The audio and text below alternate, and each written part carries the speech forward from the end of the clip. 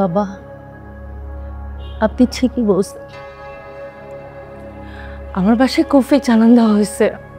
খাটের কোণা থেকে মুরগির হাড্ডি পাওয়া যাচ্ছে বাবা, চিবানো হাড্ডি।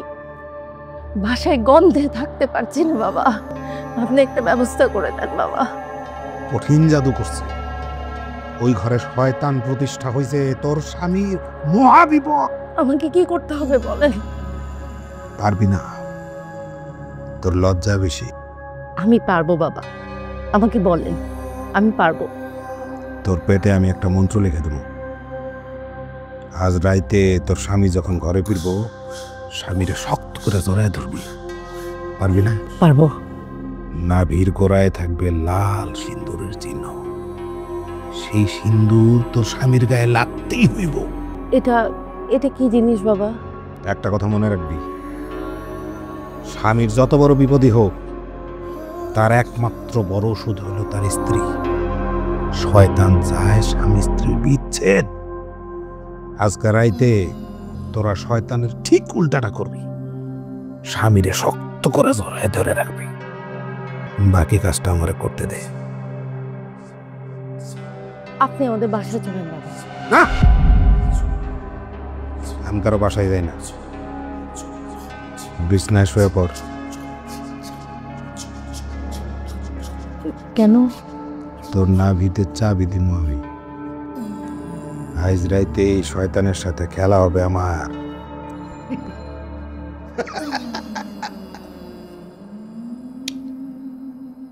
শুয়ে পড়।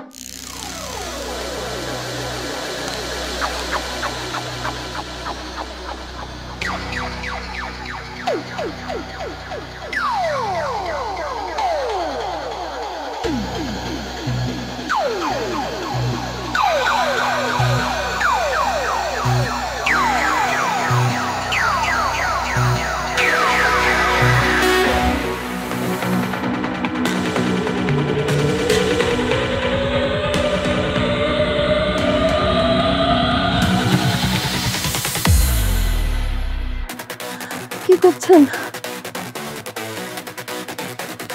তোর আমার পছন্দ হয়েছে, ডরাইস না। চুপ করে শুয়ে থাক।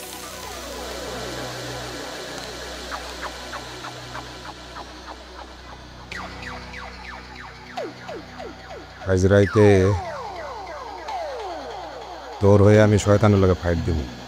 কিন্তু ছুরি কেন? আপনি তো বলেছিলেন সিঁদুর দিয়ে আঁকবেন। শয়তান চায় রক্ত। আজকে শয়তানরা আমি আমার রক্ত দেব। আমার রক্ত অনেক বিষাক্ত।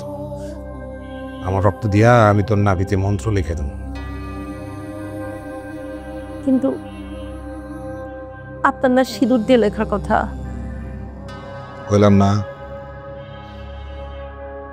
তোরে আমার অনেক পছন্দ হয়েছে।